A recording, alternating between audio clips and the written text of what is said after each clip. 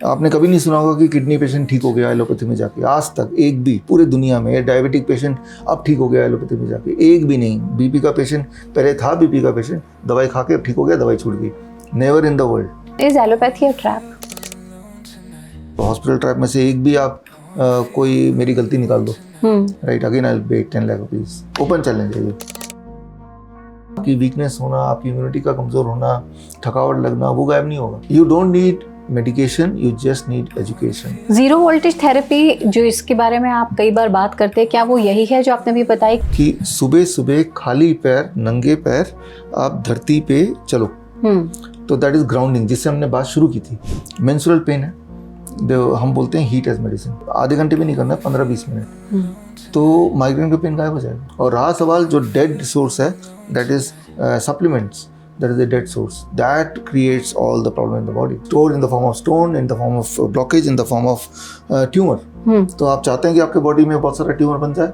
आप time medicine की बात करते हैं और फूड मेडिसिन की बात करते हैं। अगर आपकी नींद अच्छी हो गई तो आपके हेल्थ को तो अच्छा कर ही देगी।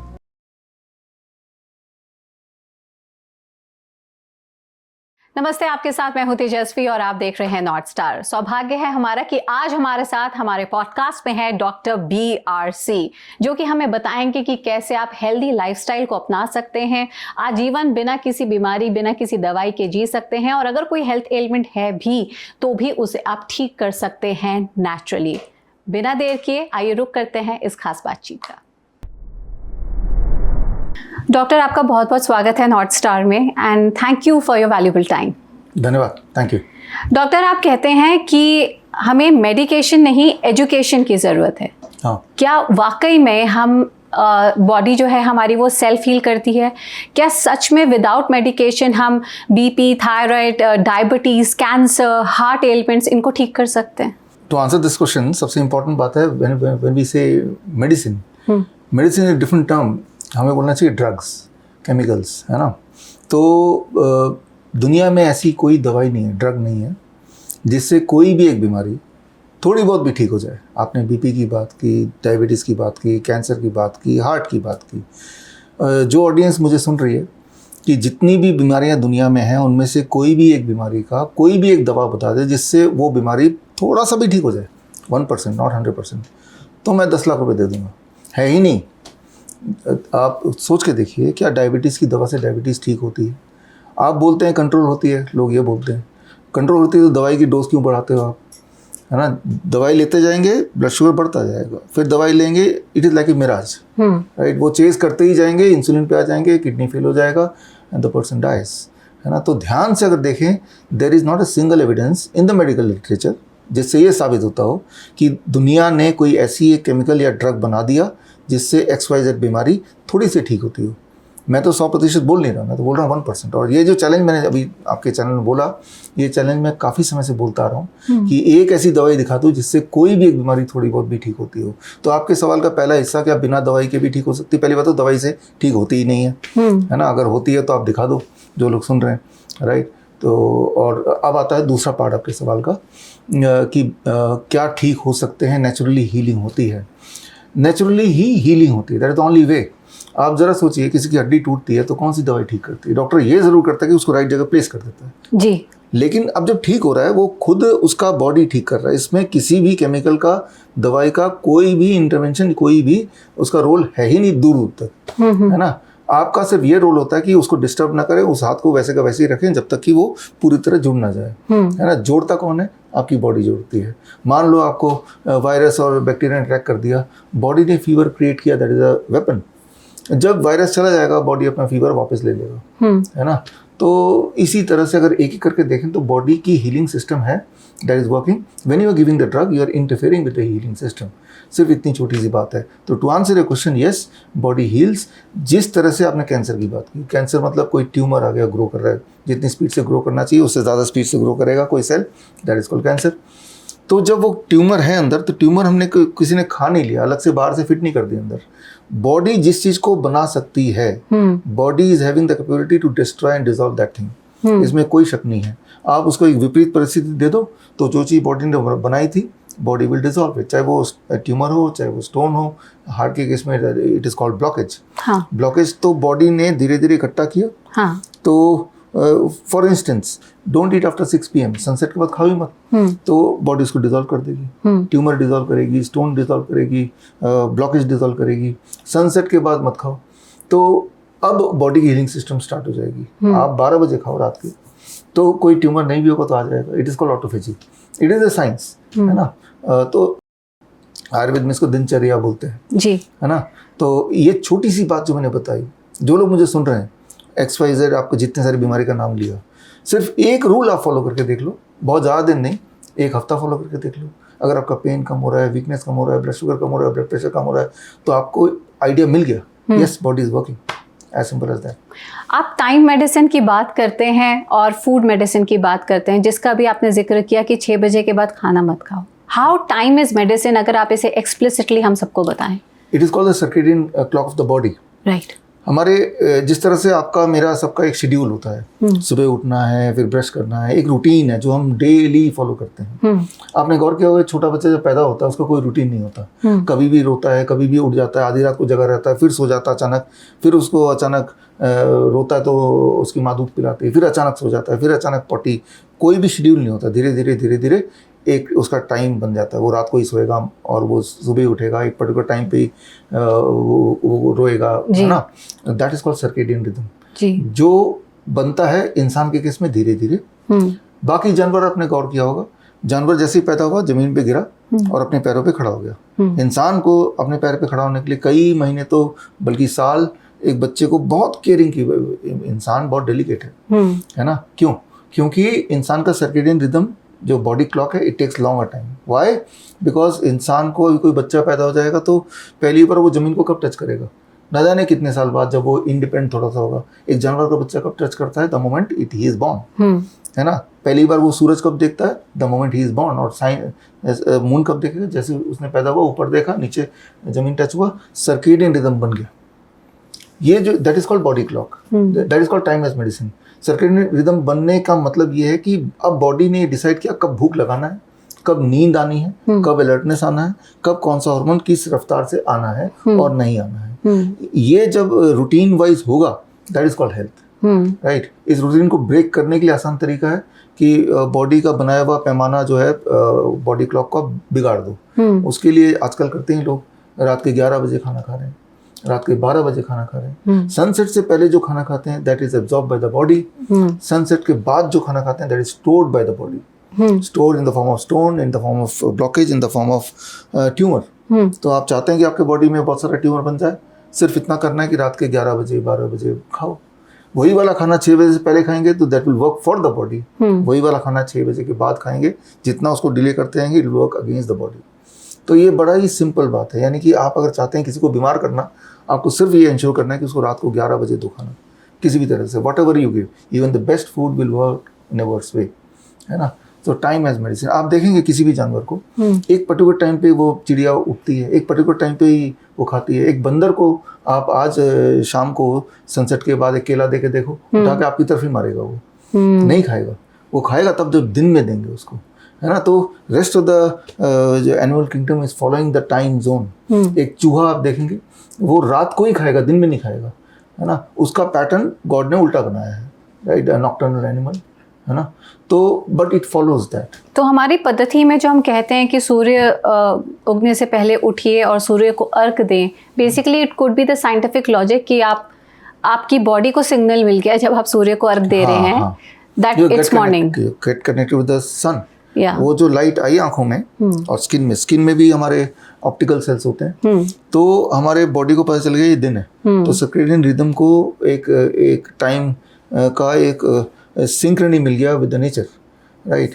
तो सुबह उठ जाओ और आप देखते हैं आज भी गांव में शाम ढलने के बाद ये जो लाइट है ना, तो लाइट का मतलब पहले होता था सनलाइट, 100 साल पहले बस।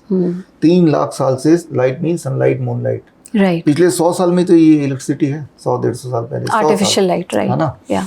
तो अब द सेंस कि दिन है कि रात है, स्टूडियो में बैठ के नहीं पता चलेगा आपको, हमारे बॉडी को नहीं पता चलेगा, बिकॉज ये लाइट दिन में भी ऐसी होगी, रात में भी ऐसी होगी। Now the brain is confuse. इस वक्त मैं मेलेटोनिन प्रोड्यूस करके इस इंसान को सुलाऊं या कॉर्टिसोल प्रोड्यूस करके उसको अलर्ट कर दूँ. हाँ. Here the distraction, hormonal imbalance leading to diabetes, BP, all that. So that is called time as medicine. Don't eat after 6 p.m. Don't eat before 8 a.m. क्या 6 बजे के बाद खाना ना खाने से रिवर्स हो जाएगी कोई भी हेल्थ एलिमेंट? हाँ, मैं आपको टाइमलाइन बता देता हूँ, जो लोग सुन रहे हैं टाइमलाइन बता देता हूँ आपको कि अगर आपने 1 हफ्ता किया तो आपका इंटेस्टाइनल डिसऑर्डर, एसिडिटी है, गैस है, ब्लोटिंग है, वो जाने लगेगा. कहीं आपने 10 से 15 दिन तक कर लिया लगातार कि 6 बजे के बाद नहीं खाना, आपका बीपी शुगर कम होने लगेगा, दवाई छोड़नी मजबूरी हो जाएगी. Otherwise you land up in a hypoglycemic mode, hypotension mode, तो दवाई छोड़नी पड़ेगी.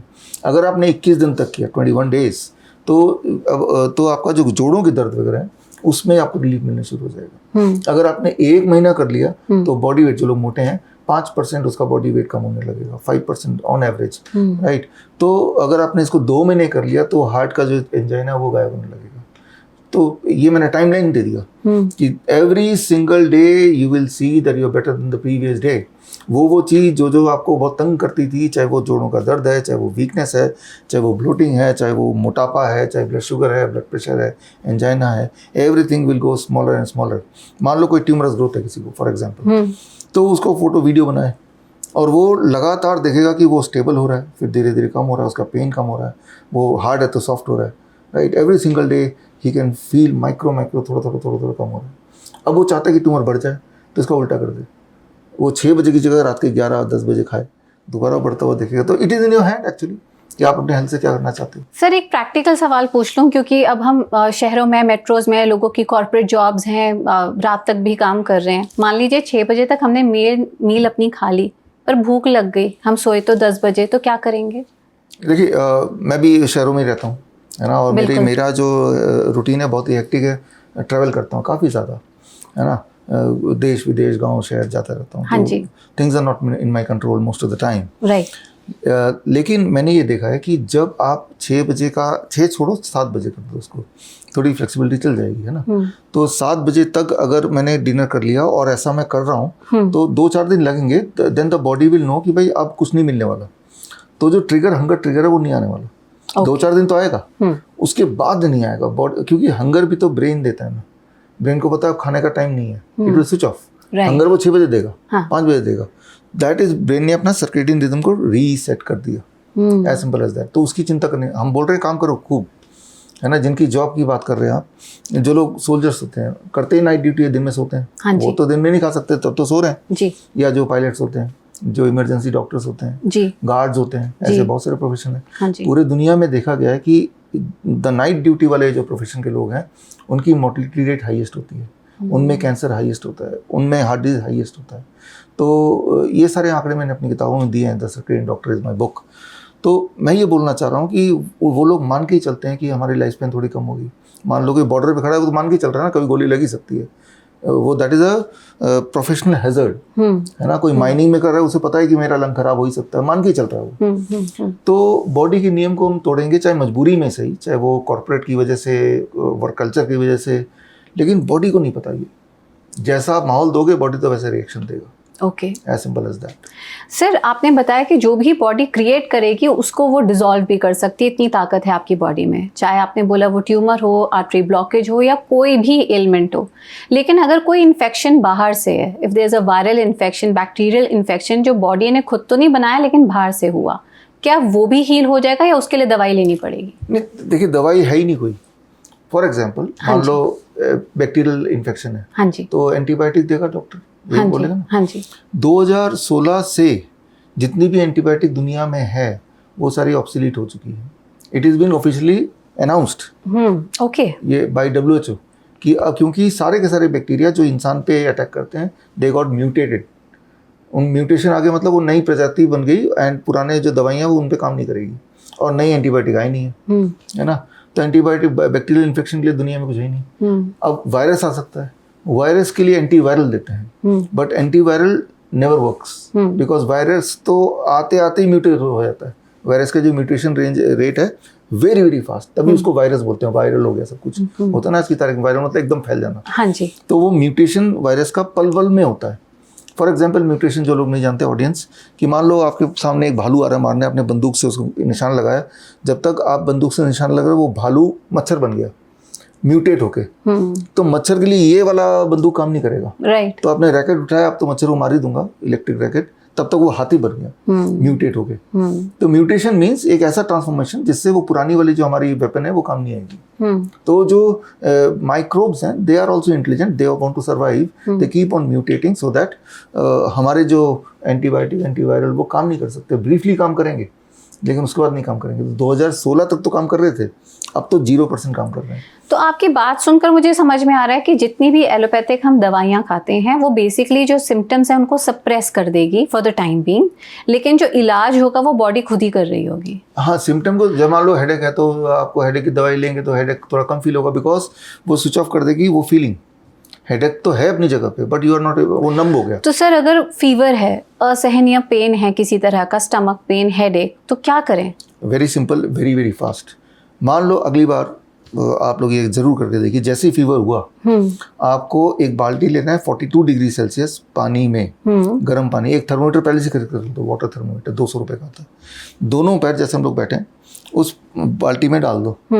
We have to maintain the temperature of the water 42 degree for 30 minutes. Okay. तो 30 मिनट के बाद मैजिक होगा, आप देखेंगे आपकी फीवर गायब हो गई।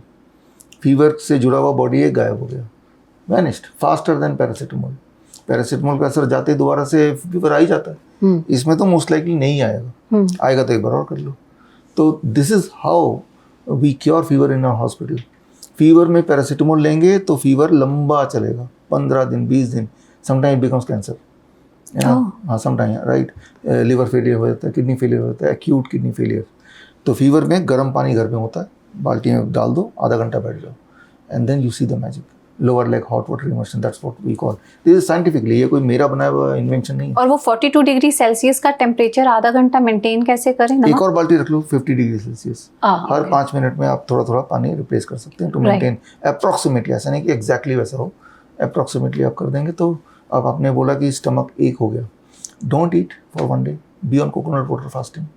बॉडी को पेट बोल रहा है भाई मुझे आराम दे दो। जब when you will be on coconut water fasting, the body will get all kind of nutrition. Coconut water is second to mother's milk, सारा कुछ है उसमें, विटामिन है, मिनरल है, फैट है, प्रोटीन है, कार्बोहाइड्रेट सब कुछ है। तो it is pre digested food, तो बॉडी को फूड मिल रहा है। 7-8 ग्लास कोकोनट वाटर पी लिया पूरे दिन में, और स्टमक को आराम मिल गया। और जो वजह पेट दर्द की, हो सकता है वो कोई इन्फेक्शन हो सकता है कोई छोटा मोटा अल्सर हो। तो हमारा जो मुंह से लेके कोलोन तक का जो एरिया, वो पूरा पाइपलाइन है, that heels very fast if you can give a rest of 1 day to 3 days, एक दिन मिनिमम, मैक्सिमम 3 दिन। तो give, B on coconut water, because body को तो एनर्जी चाहिए, प्री डाइजेस्टेड फूड, राइट। सो वो दर्द हो, वो इन्फेक्शन हो, वो इंडाइजेशन हो, वो ब्लोटिंग हो, it will be gone. Sir, a common pain which is generally seen as migraine pain, सर का दर्द, या फिर for women menstrual pain which is every month, क्या उसके लिए भी दवाई ना खाएं? कैसे करेंगे उसे? नहीं, दवाई खाएंगे तो वो लंबा चलेगा, वो डैमेज कर देगा। तो वो पेन को कैसे पेन को, मान लो माइग्रेन की बात कर रहे हैं, the moment you have the first sign of migraine, जो अभी बताया lower leg hot water immersion, जब आपके बाल्टी में पैर है तो blood vessels, calf muscle which is called the second brain, it dilates, heat से डायलेट होंगे ना। और सिर पे एक आप टॉवल ले लो जिसको बर्फ के पानी में निचोड़ा हुआ, और उसको सिर पे पट्टी पे ऐसे लगा दिया, तो यहाँ पे जो ब्लड वेसल्स हैं दैट विल कंस्ट्रिक्ट, गर्म नीचे ठंडा ऊपर। ऐसे जब आधे घंटे करेंगे, जब आधे घंटे भी नहीं करना है, 15-20 मिनट, तो माइग्रेन का पेन गायब हो जाएगा। क्योंकि हेडेक तभी होता है जब यहाँ के ब्लड वेसल डायलेट होते हैं। तो यहाँ के ब्लड वेसल को कंस्ट्रिक्ट करने के लिए यहाँ के ब्लड वेसल को हमने डायलेट करा दिया, और यहाँ के कंस्ट्रिक्ट करने के लिए हमने एक टॉवल लगा दिया ठंडा, सर्कुलेशन बढ़ गया, एंड माइग्रेन हो, हेडेक हो, it will be gone. Number 1 menstrual pain है, हम बोलते हैं हीट एज मेडिसिन, ठीक है ना। तो जहाँ पेन है यू गिव हीट, या पता है कि हर महीने मेंस्ट्रुअल पेन होना ही है, तो महीने में बिफोर द पीरियड्स आप lower, we call it lower limb hot water immersion, एक बाटा और ले लो, 40 डिग्री टेम्परेचर में नाभि तक पानी में 40 मिनट बैठ जाओ, तो आपका जो हार्मोनल इम्बैलेंस को करेक्ट, कहीं अगर सिस्ट है छोटा मोटा कुछ, उसको करेक्ट करेगा वो, फिर मोस्ट लाइकली द नेक्स्ट जो पीरियड्स है वो ठीक ही होगा। So that has to be done throughout, every day करो जब तक कि अगले पीरियड्स नहीं आते। हाँ जी, एक साइकिल, एक महीना कर लो। सर ये जो आपने सारी बातें हमें बताई, this is one template fits all, ये सबके लिए है या इसका कोई कस्टमाइजेशन भी होता है? जैसे माइग्रेन है तो जो मैंने बताया वो किसी को माइग्रेन को तो यही करना है, फीवर के लिए जो बताया सबके लिए यही करना है, हाँ, पीरियड्स के जो पेन के लिए बताया सबके लिए यही करना है, राइट। हम फोकस इस पे नहीं कर रहे हैं कि उसको आराम मिल जाए, हम फोकस इस पे भी कर रहे हैं कि वो ठीक ही हो जाए, हाँ जी, उसका कॉज पे अटैक कर रहे हैं। It is called heat as medicine. जब हम हीट देते हैं ना तो इम्यूनिटी बिकम्स एक्टिव, राइट। जैसे फीवर है, फीवर इज हीट, तो बॉडी हीट दे रहा है, तो हम भी आउटसाइड से हीट दे रहे हैं, बिल्कुल, right. So immunity will be active and the problem will be resolved and you don't feel the pain, you don't feel the discomfort. मतलब प्रॉब्लम को जड़ से हटा देना। सर जो क्रॉनिक एलिमेंट्स हैं, जैसे कि ब्लड प्रेशर की हमने बात की, सीकेडी को लेकर आपने कईयों को ठीक किया, for cancer there have been many celebrities who have come out and spoken themselves कि आपका उन्होंने ट्रीटमेंट लिया and they are fine naturally. तो ये जब हम, ये तो दर्द थे जो रोज़मर्रा के हैं, लेकिन ये जो क्रॉनिक एलिमेंट्स हैं, क्या इन पर भी हम ये काम कर सकते हैं? इन पे यही काम कर सकते हैं, कोई और तरीका नहीं है। बिकॉज आपने कभी नहीं सुना होगा कि किडनी पेशेंट ठीक हो गया एलोपैथी में जाके, आज तक एक भी पूरे दुनिया में। डायबिटिक पेशेंट अब ठीक हो गया एलोपैथी में जाके, एक भी नहीं। बीपी का पेशेंट पहले था, बीपी का पेशेंट दवाई खा के अब ठीक हो गया, दवाई छूट गई। Never in the world, not a single patient. Reversal नहीं है, क्योर नहीं, हमने सुना क्योर नहीं है, रिवर्सल नहीं है, या स्टेबिलिटी भी नहीं है। तो sir small question, is allopathy a trap? Trap ही है। हमने एक किताब लिखी है हॉस्पिटल ट्रैप, राइट, bishrup.com/ebook में जाके they can free download it. उसमें ट्रैप को साइंटिफिक एविडेंस के साथ मैंने एक्सप्लेन किया for every disease, every diagnostic, every drugs, right. And मैं तो बोलता हूँ कि भाई ये इस हॉस्पिटल ट्रैप में से एक भी आप कोई मेरी गलती निकाल दो, right, again I will pay 10 lakh rupees. Open challenge है ये। तो सर अगर मैं आपसे एक शख्स की बात करूँ जिसे कोई एलिमेंट है और एक जो कि हेल्दी है, अभी तक कोई एलिमेंट सामने नहीं आया, दोनों सूरत में आप क्या बताएंगे कि कैसी दिनचर्या, कैसा लाइफस्टाइल होना चाहिए? आपकी DIP डाइट बहुत फेमस है, people are aware of it, तो कैसी डाइट होनी चाहिए? आपका खाना कैसे मेडिसिन का काम कर सकता है? हमें संपूर्ण तरीके से एक होलिस्टिक अप्रोच बताइए। देखिए, जो तो हेल्दी है और हेल्दी रहना चाहता है बेसिकली, और कोई दवाइयों पे है नहीं, तो irrespective of his health condition, वैसे तो be on DIP diet. DIP diet is what?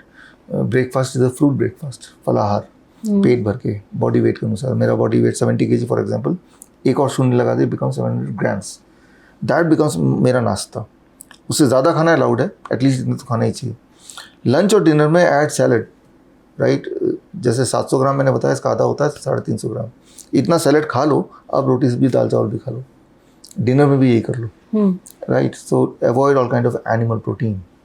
Animal protein कहाँ से आएगा? या तो डेयरी प्रोडक्ट से आएगा, या तो मीट, मछली, अंडे से आएगा, जो नॉन वेज है। Avoid any factory food. जो भी चीज़ जानवर से निकल के आई, जो भी चीज़ फैक्ट्री से निकल के आई, बिस्किट, ब्रेड, छोड़ दो। That is what is DIP diet. Little bit of sunlight, 10-15 minutes, ये तो हो गया DIP diet. Don't eat after 6 PM। चलो, लेट इट बी फ्लेक्सिबल, 8 बजे तक तो खा ही लो भाई। कभी कभी चीटिंग हो सकती है हफ्ते में एक बार, है ना, जब शादी वादी में गए। उसके अलावा you try to restrict your eating at least when you are at home. ये जितनी बात मैंने बताई, अगर कोई कर लेगा तो वो बीमार नहीं पड़ सकता। और छोटी मोटी बीमारियां जैसे BP है, शुगर है, हार्ट है, एंजाइना है, इतने से ही उसको टाइमलाइन भी थोड़ी देर पहले बताया, लेकिन वो टाइमलाइन था जब उसने टाइम एज मेडिसिन को यूज़ किया। ये टाइमलाइन है कि अगर वो DIP डाइट को भी इंट्रोड्यूस कर देगा तो वो डबल स्पीड से होगा। जो चीज़ 7 से 15 दिन में मिलना चाहिए था, वो 2-3 दिन में मिलेगा। 2-3 दिन। मैं तो ये बोलना चाह रहा हूँ कि आप जो लोग सुन रहे हैं और BP की और शुगर की गोली लेते हैं, do this DIP diet and don't eat after 6 PM। By third day for 90% of you, आपका ब्लड शुगर और ब्लड प्रेशर इतना नीचे आएगा that you will be forced to stop the medication. Insulin आपको कम से कम 50% रिड्यूस करना पड़ेगा, otherwise you land up in hypoglycemia by third day, है ना। तो ये तो हो गया। करना क्या है? क्रॉनिक इलनेस, जैसे मान लो कैंसर है, या मान लो क्रॉनिक किडनी डिजीज़ है। क्रॉनिक किडनी डिजीज़ में लोग बोलते हैं कि भाई क्रिएटिनिन का बढ़ गया तो that becomes their reference point. Our reference point is body के सिम्टम्स। मान लो स्वेलिंग है बॉडी में, यूरिन आउटपुट बहुत कम आ रहा है, वीकनेस एक्सट्रीम हो गई, we call it chronic kidney disease, chronic disease. तो इसमें कुछ चीज़ें ऐड करते हैं, जैसे जो मैं ऑलरेडी बता चुका हूँ, hot water immersion. Hot water में यहाँ तक बिठा दिया हमने इंसान को, तो उससे क्या होगा कि बॉडी में जो टॉक्सिक जमा है, जो यूरिन के रास्ते नहीं निकल पा रहा, after all kidney is not working, skin become the third kidney, है ना। तो स्किन से निकलेगा। मान लो कोई कैंसर का पेशेंट एक्सट्रीम पेन में, बॉडी पेन, उसको भी lower limb hot water immersion में बिठाते हैं इंस्टेड ऑफ गिविंग मॉर्फिन। तो जो चीज़ें बॉडी में तकलीफ़ कर रही हैं, पोटेशियम लेवल हो सकता है, सोडियम हो सकता है, वो शुगर भी हो सकता है, ग्लूकोज हो सकता है, तो क्रेटिनिन इटसेल्फ हो सकता है, तो स्किन के रास्ते it can come out, but skin become third kidney only when you heat up the skin and it gives some pressure. तो water pressure and the heat of the water, your skin become third kidney. तो इस तरह से हम chronic disease को, cancer या kidney patients को we give a relief. और एक टाइम आता है, it takes 1 month to 3 months when he is having no symptoms, BP is normal, no swelling, urine output is normal, अब he can be flexible. Okay तो sir एक जो आम धारणा है, लोगों के मन में डर है, क्योंकि I feel for over the years जब से हम पैदा हुए हैं we are surrounded with science, logic, medication. तो अगर कोई जाके उनको बोले कि तुम बीपी की दवाई छोड़ दो, थायराइड की दवाई छोड़ दो, शुगर की दवाई छोड़ दो, तो एक ना मन में डर है कहीं ना कहीं. वो मुझे लगता है मेंटली हमारी एक बैसाखी बन गई है कि मैंने ये नहीं खाई तो कुछ हो जाएगा. आप उन लोगों के लिए क्या कहेंगे? क्या कोई पैरामीटर्स हैं कि मुझे पता लगे अब ये छोड़ दें हम? उनको ये हम बोलते नहीं कि पहले छोड़ो, पहले हम बोलते हैं कि जोड़ो.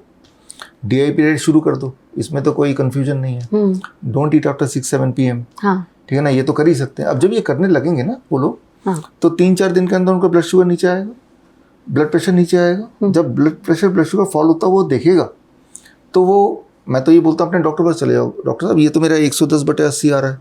वो खुद ही बोले ये दवाई तो कम करो, छोड़ो इसको. तो उसको कोई कंफ्यूजन नहीं, डॉक्टर ने खुद ही मना कर दिया. वो बोले डॉक्टर साहब मेरा तो ब्लड शुगर 100 से नीचे आ गया, तो बोलेगा इंसुलिन को कम करो, है ना. तो जब आपका ब्लड शुगर ब्लड प्रेशर नीचे आ जाए तो you can go back to the same doctor और उसको रिपोर्ट दिखाओ, देखो मेरे साथ ये हो रहा है. वो खुद ही आपका या 1 महीने के अंदर थायराइड का TSH जितना नीचे आ जाएगा, then when you show to the doctor, देखो आप TSH यहाँ माइनस में आ गया, बोलेगा छोड़ो दवाई, वो छुड़ाएगा, he will taper down it, है ना. तो ये बीच का रास्ता है कि आपने सिर्फ diet and time of eating को अडॉप्ट किया और उसके बाद बॉडी ने जो भी रिएक्शन दिखाया वो डॉक्टर के सामने पेश कर दिया. अगर वो थोड़ा भी ठीक डॉक्टर होगा तो वो आपको जेन्युइनली बताएगा कि इस डोज को कम करना पड़ेगा, और अगर नहीं किया तो ब्लड शुगर ब्लड प्रेशर नीचे जाएगा तो आपको वीकनेस आएगी, है ना. तो ये एक और प्रॉब्लम हो जाएगी. तो इस तरह से बीच का रास्ता, आप अपना डाइट और टाइम ऑफ ईटिंग को चेंज करो and rest you can consult your doctor. Sir आपने जोर दिया कि कैसे हमें, फॉर एग्जांपल अगर 70 किलो वजन है तो 700 ग्राम आप सुबह नाश्ते में फल खाएं, 350 ग्राम आप सब्जी लें लंच डिनर में. खाने को लेकर एक बड़ा सवाल है कि अब काफ़ी एडल्ट्रेशन आ चुकी है खाने में, हवा में, पानी में. उसके लिए कोई हिदायत है आपकी? देखिए इसमें तो रिस्पॉन्सिबिलिटी तो आपकी हमारी सबकी है, क्योंकि जब आ रही थी या आ चुकी है तो हम सिवाय इसको कंप्लेन करने के, as a part of the society, what is our responsibility? हमने क्या किया इसको रोकने के लिए? हमने कोई आवाज़ उठाई, हमने कोई मुहिम उठाई, हमने कोई अवेयरनेस फैलाया, हमने कहीं ऑब्जेक्शन किया? नहीं किया, सिर्फ हम कंप्लेन कर रहे हैं. तो समाज में being a part of the society हम सब की थोड़ी थोड़ी रिस्पॉन्सिबिलिटी है कि कहीं भी कुछ गड़बड़ होते हुए देखें तो हम कंट्रीब्यूट करें कि उसे रोको, हम अपनी आवाज़ बुलंद करें और एक कदम आगे बढ़ें. एट द सेम टाइम आज की तारीख में भी हमारे बहुत सारे किसान हैं जो एक्टिवली नेचुरल फार्मिंग कर रहे हैं, ऑर्गेनिक फार्मिंग कर रहे हैं. क्या हमने उनको प्रोत्साहन किया? क्या प्रोत्साहन करने के लिए चाहे थोड़ा महंगा उन्होंने लिया? नहीं लिया. तो हमें हक ही नहीं है कि हमें नेचुरल फूड मिले या नेचुरल एयर मिले, क्योंकि हम तो कुछ बोल ही नहीं रहे. Freedom is not free. हमें तो एक क्रांतिकारी की तरह लड़ना पड़ेगा. लड़ने से ही फ्रीडम मिलेगी, लड़ने से नेचुरल चीज़ें मिलेंगी, सिर्फ बोलने से नहीं, कंप्लेन करने से नहीं. ये जो सवाल आपने पूछा ये अक्सर लोग पूछते हैं. अब आते हैं इसका दूसरा शॉर्टकट क्या है. फिलहाल जैसे अभी दिल्ली के पोल्यूशन आपको पता ही है, और एडल्ट्रेशन भी आपको पता है. एक चीज़ एडल्ट्रेटेड अभी भी नहीं है, वो है नीम का पेड़. नीम का पेड़ ना ही उस पर किसी का कब्जा है. आप यहाँ से निकलेंगे हर 500 मीटर में एक नीम का पेड़ दिख जाएगा जो किसी को, नोबडी ओन्स इट. तो मैं ये बोलता हूँ कि हर 10 kg में एक नीम का पत्ता, मेरा 70 kg वेट है तो 7 पत्ते हो गए. सुबह सुबह उसको चबा चबा के खाओ हर दिन, सुबह सुबह start the day with that. नीम के पत्ते में एक खासियत है कि it is antifungal, antibacterial, antiviral, है ना. तो वो आपको प्रोटेक्शन देगा most likely from all kind of adulteration, है ना. आपकी इम्यूनिटी को और बढ़ा देगा ताकि वो आप लड़ने में सक्षम हो जाए. In spite of the fact कि इतनी सारी एडल्ट्रेशन है तब भी वो आपको सपोर्ट करेगा. तो that can be one quick fix. Second, नीम के पत्ते, नीम का पौधा घर के बालकनी में रखो आप, 3-4 पौधे. नीम एक ऐसा पेड़ है जो रात को भी हाई क्वालिटी ऑक्सीजन देता है। नीम एक ऐसा पेड़ है, उसके पत्ते एब्जॉर्ब करते हैं, वो चिपकते हैं, जो पोलेंस हैं, जो डस्ट उड़ता रहता है ना, वो चिपक जाते हैं उसमें, और मॉस्किटोज हैं, ये सब रिपेल होते हैं, घर में नहीं रहेंगे, है ना।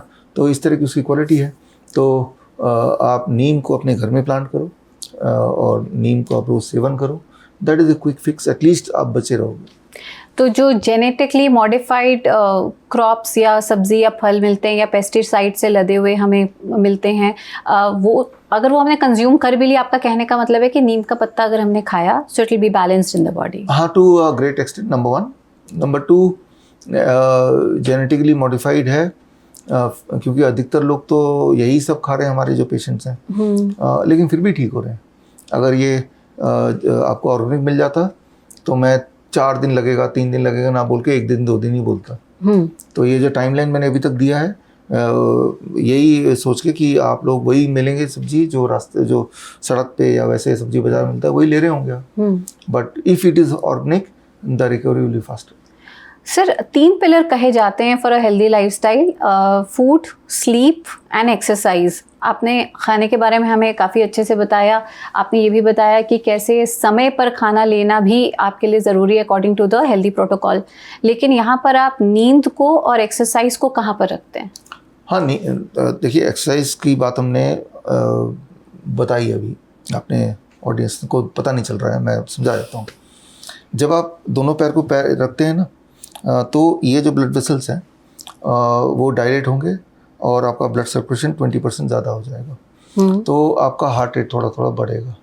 तो एक्सरसाइज का यही मकसद होता है, हार्ट रेट बढ़ा देना। तो जब आप हॉट वाटर इमर्शन टब में बैठेंगे तो आपका पल्स रेट काफ़ी बढ़ जाएगा, राइट, हार्ट बीट काफ़ी तेज़ हो जाएगा। एज इफ़ आप कभी करके देखिएगा कि एज इफ़ कि आप जिम में जॉगिंग कर रहे हैं, मतलब आधे घंटे में आप थक जाएंगे बिल्कुल। तो हॉट वाटर इमर्शन में बिठा के हम एक्सरसाइज ही करा रहे हैं, क्योंकि हम बात कर रहे हैं मरीज की, एंड मैं एक्सपेक्ट नहीं कर रहा मरीज मैराथन करेगा, फिर तो मरीज ही नहीं है ना। हाँ। मरीज तो वो है जो कुछ कर ही नहीं सकता, हाथ पैर नहीं उठा सकता। राइट। तो exercise truly plays a crucial role. और सबसे इम्पोर्टेंट एक्सरसाइज ये होगा टू स्टार्ट विद कि सुबह सुबह खाली पैर, नंगे पैर आप धरती पे चलो।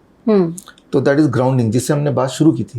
एक जानवर का बच्चा सीधे ग्राउंड में रहता है। तो जैसी ग्राउंडिंग होगी, आपके तलवे जैसी धरती पे पड़ेंगे, तो जो जियोमैग्नेटिक फील्ड है तो वो आपके बॉडी के सर्केडियन क्लॉक को ठीक करता है। एंड लिटरली जो लोग इंजीनियर है वो समझेंगे इस बात को, आपकी बॉडी की वोल्टेज शून्य हो जाती है। अभी वोल्टेज आपकी मेरी शून्य नहीं है, लेकिन अभी बाहर जाते हैं और जूते उतार के जैसे ही when we step on the grass और the earth directly, within first 10 second our body voltage will become 0, which can be seen through the voltmeter, है ना। तो जब आप धरती पे चलेंगे सुबह सुबह या किसी भी टाइम नंगे पैर, लेकिन तो that is the best exercise. जब हॉट वाटर इमर्शन टब में बैठेंगे, that is the best exercise. तो हम एक्सरसाइज की बात कर रहे हैं, लेकिन हम वो रनिंग वगैरह की बात नहीं कर रहे हैं, वो लोगों को पता ही है, लेकिन हम वो एक्सरसाइज की बात कर रहे हैं जो आपकी बीमारी को ठीक कर दे, राइट, है ना। तो ये हुई एक बात। दूसरी बात, सोने की बात भी हमने की कि भाई हमारा सर्केडियन रिदम का एक पार्ट जगना है, तो दूसरी बात सोना है। मैंने आपको बताया अभी, जो लोग नाइट ड्यूटी करते हैं तो दिन में ही सोते हैं, वो they are the one those who get sick fastest, right. ये तो इतिहास में, हमारे जर्नल्स में, सब में है कि उनमें, उन पॉपुलेशन में ज़्यादा मोर्टलिटी होती है, ज़्यादा बीमारियाँ होती हैं। तो स्लीप का जो टाइम है, it has to be fixed, it has to be in the night only. और जो अवेक का टाइम है, it has to be in the day only. और डे में भी your light exposure to the eyes should be more, right. अभी तो constant है, सनलाइट का exposure is about 1000 time more than this light. अभी ये लाइट जो देख रहे हैं 700 लक्स यूनिट है, बाहर का देखेंगे तो वो 1 लाख लक्स यूनिट है। It's so much brighter. So दिन में we have to have an exposure of this sunlight light, और after sunset exposure light should be minimized. That will give you the best sleep. अगर आपको रात को गहरी नींद सोना है तो दिन में आपको ब्राइटनेस में रहना है, एज सिंपल एज दैट। अगर आपकी नींद अच्छी हो गई तो आपके हेल्थ को तो अच्छा कर ही देगी। लगभग वही 6 से 8 घंटे जो सब कहते हैं सोने के लिए काफी। हाँ, ये डिपेंड करता है कि आपकी उम्र कितनी है। एक छोटा बच्चा जब पैदा होता है तो 18-20 घंटे सोता है ना। तो जैसे सबकी उम्र बढ़ती है, जैसे मेरी उम्र है 50 से ऊपर, तो मेरे लिए 6 घंटे 7 घंटे तो ओके, राइट। मुझसे अगर 10 साल कोई छोटा होगा तो मैं बोलूँगा 8 घंटे, राइट। उससे और 10 साल 15 से छोटा मैं बोलूँगा 9 घंटे। इस तरह से आपकी जैसे जैसे उम्र बढ़ती है आपकी मेटाबॉलिज्म रेट कम होती रहती है, तो your need to rest becomes lesser. Zero voltage therapy जो इसके बारे में आप कई बार बात करते हैं, क्या वो यही है जो आपने भी बताई कि नंगे पैर टचिंग द ग्राउंड एंड? हाँ, लगभग यही है। आपको अपने बॉडी की वोल्टेज को जीरो रखना है। जीरो रखने के लिए आपकी बॉडी में इलेक्ट्रॉन का फ्लो होगा, only then it can be zero. Electron का डोनर पूरी दुनिया में एक ही है, दैट इज मदर अर्थ, है ना। अर्थ इज द, अब जैसे हम यहाँ बैठे हैं बट हमें जीरो वोल्ट में नहीं है, तो हम एक काम कर सकते हैं, एक तार ले लूँ कॉपर वायर, उसका एक कोना मैंने पकड़ लिया, राइट, एक्सपोज्ड कोना, और दूसरे को मैंने धरती से गाड़ दिया, राइट, डिग इन कर दिया। तो उस कंडक्टिव वायर के through electron will come to my body and even then I can be zero volt. तो हम अपने पेशेंट को ऐसे ही करते हैं, रात भर हम अपने हॉस्पिटल जाइए, पेशेंट रात भर जीरो वोल्ट में रखने के लिए उनके रूम में एक तार आती है, उस तार को उनके बॉडी से कनेक्ट कर देते हैं, बांध सकते हैं। या हमारी बेडशीट है, उसमें तारें लगी हुई हैं which is connected to the grounding, right, और उसमें जब सोते हैं उनका स्किन टच होता ही है, then they become zero volt. इससे होता क्या है, why zero volt? Zero volt पे हमारी immunity is at the peak. Zero volt पे ही हमारी इन्फ्लेमेशन स्टार्ट्स रिड्यूसिंग। जितनी बीमारियों का नाम हमने बताए, all those are inflammatory disease. Inflammation खत्म कर दो, बीमारी खत्म हो जाएगी। तो जीरो वोल्ट पे बॉडी इन्फ्लेमेशन को खत्म करती है, जीरो वोल्ट पे बॉडी अपनी इम्यूनिटी को बूस्ट करती है, जीरो वोल्ट पे वायरस बैक्टीरिया ये सब इनएक्टिव होते हैं। That is zero volt. आप देखेंगे रास्ते में जो भिखारी हैं, चप्पल तक नहीं है, वो बहुत ज़्यादा बीमार नहीं पड़ते। ठंड भी सह लेते हैं, गर्मी भी सह लेते हैं, धूप भी सह लेते हैं, कपड़े भी नहीं पहनते हैं, खाना भी नहीं मिलता, लेकिन बरसों तक आप देखते हैं कि वो भिखारी हर साल उसी चौराहे पे दिख ही जाता है। Somehow he is surviving. Right. Animals also. Why? Because all the time they are at zero volt. तो जीरो वोल्ट। और हम जैसे इंसान, हम हमेशा जूते पहने रहते हैं, धरती से टच होते नहीं हैं, तो हम कितनी भी कपड़े पहन लें तब भी अंदर ऐसे हम ठंड में, एक्सट्रीम ठंड, एक्सट्रीम गर्मी हम सह नहीं सकते। एक एक्सपेरिमेंट करके देखिए, ठंड दिल्ली में पड़ी हुई है, सुबह 4-5 बजे जब ठंड ज़्यादा हो, आप नंगे पैर चलिए, आपको लगे एक तो पहले ही ठंडे, ऊपर से नंगे पैर, ऊपर से सुबह, ऊपर से रोज, पहले 15-20 मिनट आपको ठंड लगेगी, लेकिन इंटरेस्टिंगली उसके बाद आपको गर्मी लगने लगेगी, है ना। तो दैट इज जीरो वोल्ट। कि अब आप समझ रहे होंगे कि भाई कुत्ते बिल्ली इतने ठंड में आराम से कैसे घूम रहे हैं, एक भिखारी कैसे घूम रहा है, उसका बच्चा कैसे घूम रहा है, क्योंकि वो जीरो वोल्ट पे है ना।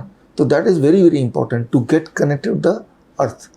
सो when we say connected to the earth, तो जैसे लोग आज शहरों में अपार्टमेंट्स में रहते हैं, घरों में रहते हैं, अगर वो घास पर नहीं चल पाए तो क्या नंगे पैर घर पर घूमना भी ग्राउंडिंग है कि नहीं? नहीं, जिसमें आपका पत्थर टाइल लगा हुआ है। नहीं, इंसुलेटेड है ना।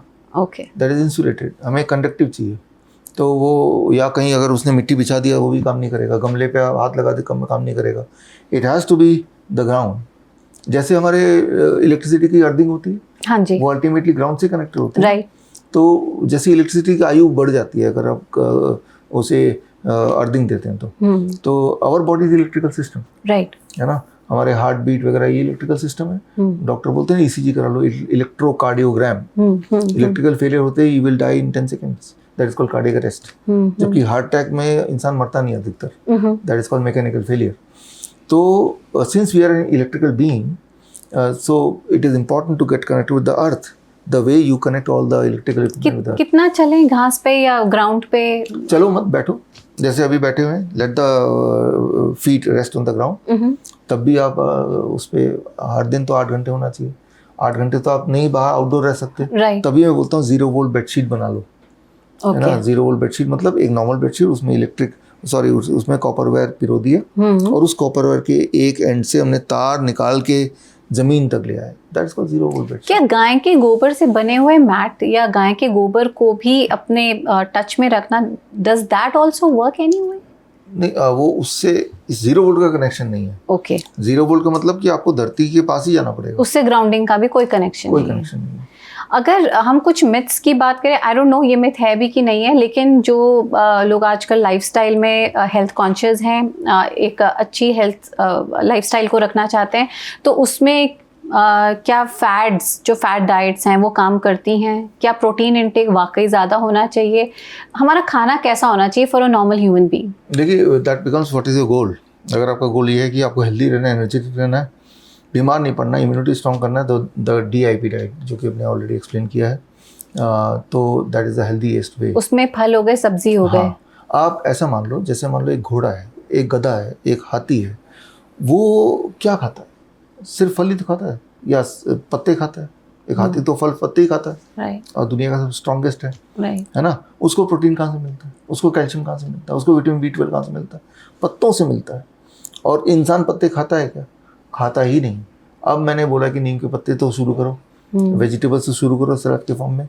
तो जितने सारे आपको प्रोटीन चाहिए, फैट चाहिए, सारा कुछ जो मैंने आपको कैलकुलेशन बताई DIP डाइट की, उसमें है। और रहा सवाल कि प्रोटीन कहाँ से मिलेगा, ये एक कमर्शलाइज्ड एक प्रोपेगेंडा चलाया गया है कि हर एक 10 kg पे या 1 kg पे 1 ग्राम प्रोटीन होना चाहिए। This is to commercialize the packed food, है ना, जो प्रोटीन पाउडर शेक्स वगैरह हैं, उसका कमर्शलाइजेशन का एक तरीका है। क्योंकि ऐसे प्रोटीन तो अब ढूंढेंगे तो अब देखिए जितने सारे एनिमल्स हैं, जैसे गाय है, गाय तो पत्ते खाता है, दूध देता है, दूध में विटामिन B12 होता है, लेकिन गाय को विटामिन B12 कहाँ से मिला? पत्ते से मिला। पत्ते से मिला। ठीक है, तो जो ओरिजिनल सोर्स है जिससे बाकी एनिमल को मिल रहा है, we have to go look for that source only.